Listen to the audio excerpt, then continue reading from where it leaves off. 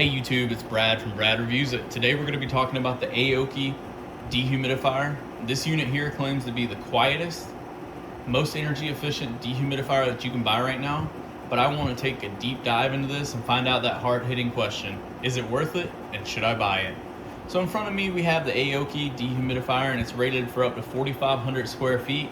So what that means for you guys as the consumer is it's designed for large basements, open living areas, or even maybe a small apartment. It comes with an Energy Star 2025 Most Efficient certification, which is only given to top tier of products on the market. So let's take a deep dive into some of the standout features. First and foremost, when you look at this unit, you probably notice something pretty unique. The green light on the top and shining down on the side. What that is it tells the humidity level. Green means it's currently between 45 and 65% humidity. If it turns orange, then it's greater than 65%. And if it turns blue, then it's less than 45%. And if it turns red, and you see a little symbol right there, it says FL, that means that your tank is full. And I'll pull the tank out later and show you guys what that looks like. So let's look at some of the buttons.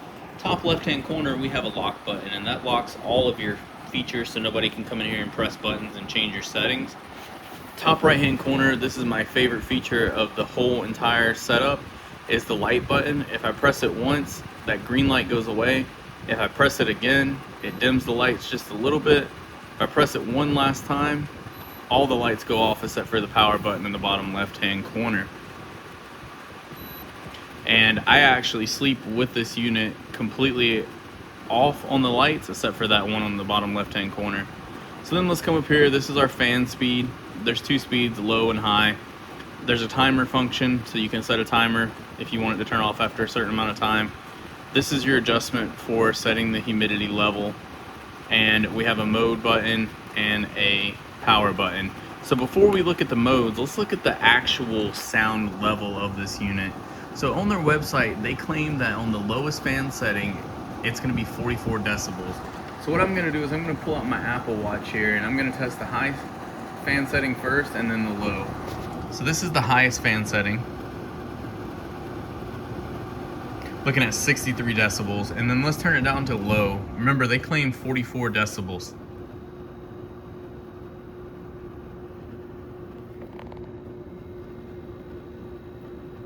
So on the lowest setting, I'm actually seeing 54 decibels, which is a little off from what they claim. It could just be maybe they have certain specifications for their test, like certain distances away from the unit, and maybe me testing it right beside it is what's messing it up.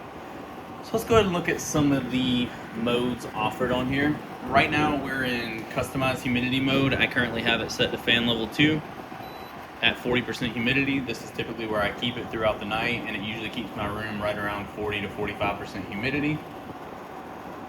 Next, we're going to look at the air volume priority mode.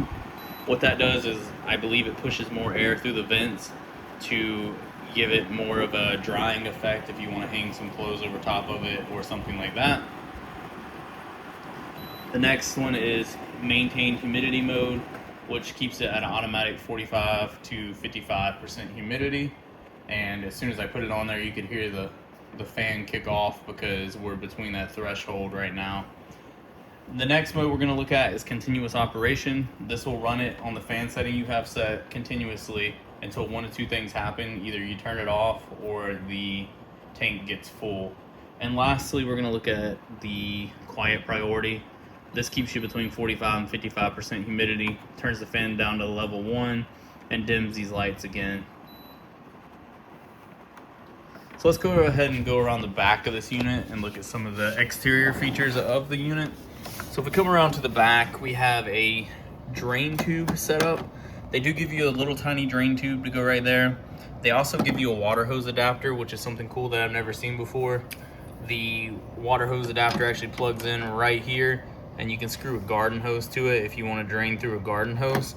There is no pump on this unit. It's all gravity fed. On the back here, we do have a washable, reusable filter, kind of similar to something that you would see in like a window air conditioner. This unit is on wheels. If you want to roll it around, it's pretty easy to transport. And then on both sides, we actually have these spring-loaded handles to where when you push them in, you can use it as a handle, but when you let go, it blends in and gives it that sleek aesthetic feel. And then on the side here, this is our tank, and you have a nice window that shows you how much water's in it. To pull the tank, you just grab it from the bottom, and when you do, it's going to give you that error code of FL with the red light lighting up, and that's what you'll get whenever the tank fills up. You can pull it out, grab it by the handle, empty it, and as soon as you put it back in, it's going to kick off and start back like it was whenever you were originally using it. So let's talk about a couple tests that I ran. Earlier I ran a couple tests just to kind of test what they're claiming. On their website, they claim that it will pull 80 pints a day at the max ratings, and 56 pints a day in standard conditions. So earlier I ran a test where I put it in my bedroom, which is about 120 square foot. Temperature was 73, and I was about 40% humidity. I ran it for an hour, and I got 6.5 ounces of water. I then brought it out to the living room, where I ran it for another hour at 51% humidity and 73 degrees. During the course of that hour, it dropped from 51 to 47% humidity, and I was able to pull 12 ounces of water, which is right around 2/3 of a pint. So when I look at the numbers for that, it's not quite what they're claiming on their website. So I did a little bit more research and found out that they're actually getting their 80 pints a day from a room that is 95% humidity with 95 degrees, and the 56 pints is actually a room that's 86% humidity with 86 degrees. So I'm not able to test that because those are pretty extreme conditions. I do believe that you probably would get pretty close to those numbers. However, I can't definitively say yes or no because those are pretty extreme conditions to be running it. So during my test, like I said, it did drop from 51 to 47% humidity, which is about a 4% drop in an hour. And I've been running it for about 3 hours now, and I started out at 51%, now I'm down to 45. So it's dropped 6% since then. And I know what you're saying is that says 50, and that's gonna be where one of my cons come in. So I have 3 cons with this unit. Con number 1 is actually gonna be the discrepancy from the number here and the number that's actually real. So I'm using my ambient weather station with an ambient weather hygrometer to measure the accuracy of this. I fully trust this weather station to be accurate.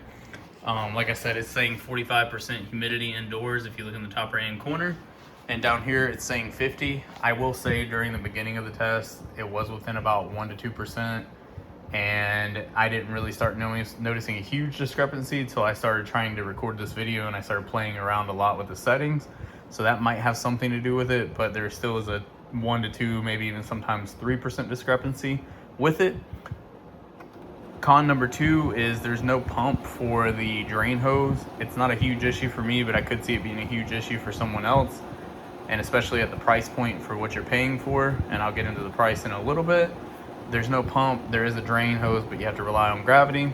And my last con with this unit is there's no smart connectivity, and there's no ability to connect to your cell phone. Everything's done just based on the unit.